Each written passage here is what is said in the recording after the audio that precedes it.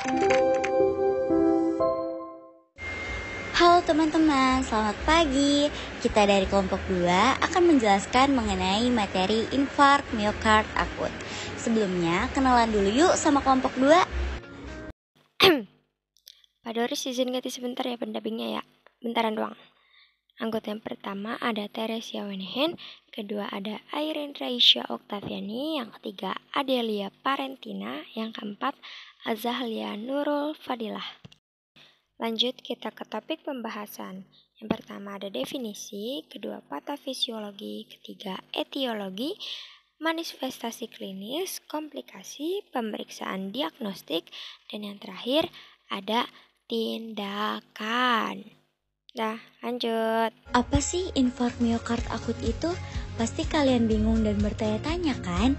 Nah, kita akan menjelaskan mengenai penyakit infark miokard akut. Yuk langsung mulai saja.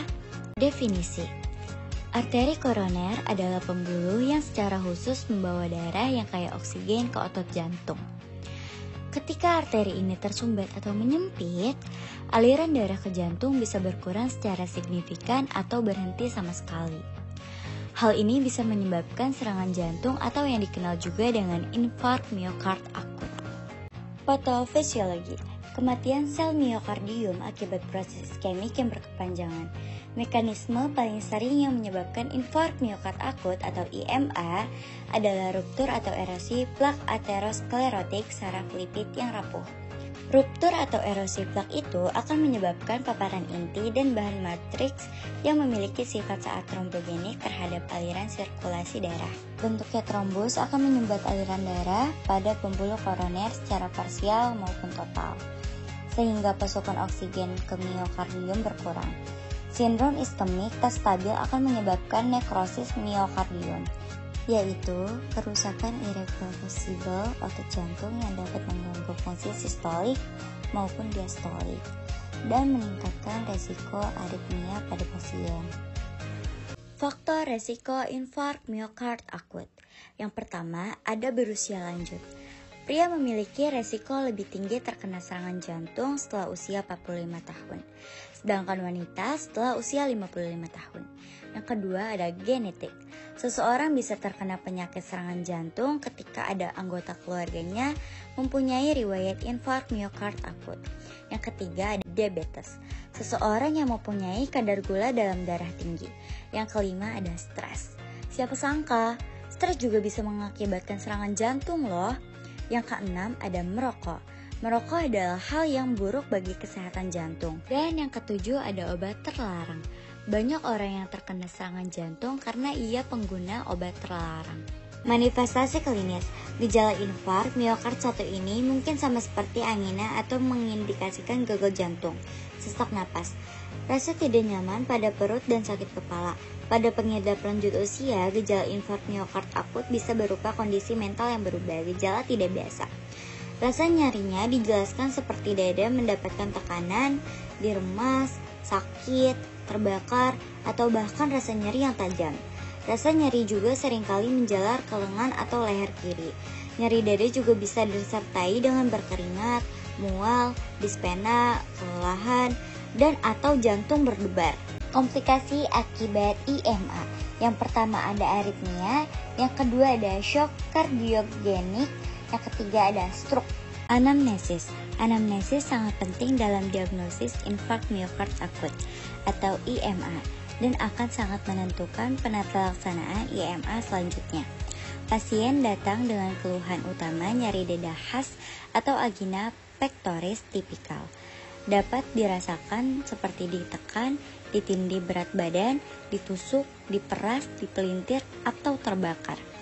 Nyeri dirasakan pada lokasi subrenal, retrosternal, prekordial, dan dapat menjalar ke lengan kiri, leher, rahang bawah, gigi, punggung, perut, hingga lengan kanan. Nyeri akan membaik bila pasien istirahat atau mengonsumsi nitrat.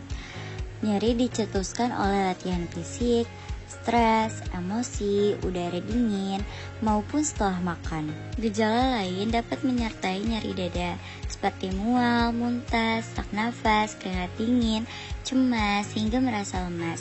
Pada beberapa kasus, pasien IMI tidak mengeluh adanya nyeri dada. Pasien lansia dan atau komorbid diabetes mellitus dapat menderita IMI tanpa disertai nyeri dada. EKG adalah suatu sinyal yang dihasilkan oleh aktivitas listrik otot jantung, merupakan rekaman informasi kondisi jantung yang diambil dengan pemasangan elektrod pada badan. Rekaman EKG digunakan oleh dokter ahli untuk menentukan kondisi jantung dari pasien. Tujuannya agar mengetahui adanya kelainan-kelainan irama jantung dan otot jantung. Pengaruh atau efek obat-obat jantung, adanya gangguan-gangguan elektrolit memperkirakan adanya pembesaran jantung atau hipertrofi atrium dan vertikal. Tindakan asupan makanan. Yang pertama ada konsumsi ikan lebih banyak, yang kedua ada konsumsi sayur, buah, gandum, dan kacang-kacangan, yang ketiga pilih lemak yang tepat, kurangi konsumsi lemak yang tak jenuh, dan jangan konsumsi lemak jenuh lebih dari 7-10%, atau mentega, makanan gorengan, makanan manis, dan saus salad. Yang keempat ada peroleh energi dengan memperbanyak asupan karbohidrat kompleks dan mengurangi gula, minuman bersoda, serta makanan atau minuman manis. Yang kelima, kurangnya garam, perbanyak air putih.